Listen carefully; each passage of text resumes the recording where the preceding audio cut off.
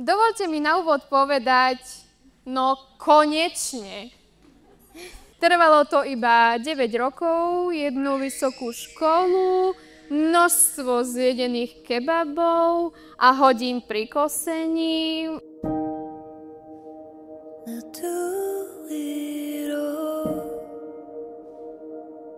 Milá Terka, dvojička moja, pamätáš?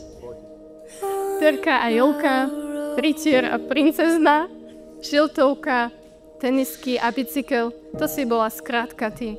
A rúžové šatičky, s ktorými nás mamka chcela zladiť, to nebola tvoja šálka kávy. No dnes si tou najkrajšou princeznou ty. Nechce sa mi veriť, či sme tak vyrástli.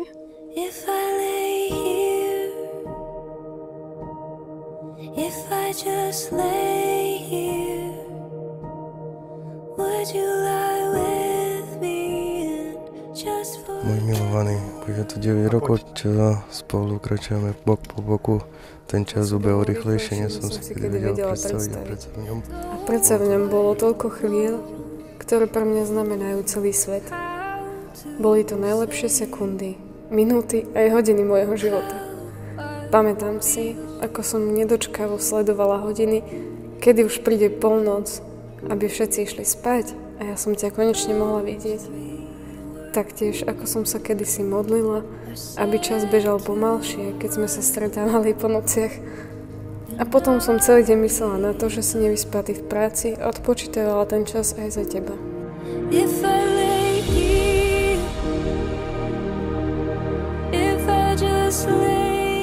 Dnes ti dávam tieto hodinky, aby ti pripomínali čas, ktorý sme spolu už prežili, ale ešte viac čas, ktorý nás čaká. Chcem s tebou prežiť ďalšie dni, mesiace a roky naplnené láskou, smiechom aj obyčajnými chvíľami, ktoré boli v skutočnosti pre nás stále tie najvzácnejšie. Niekto hovorí, že čas je vzácny, no pre mňa je vzácny práve preto, že ho môžem tráviť s tebou.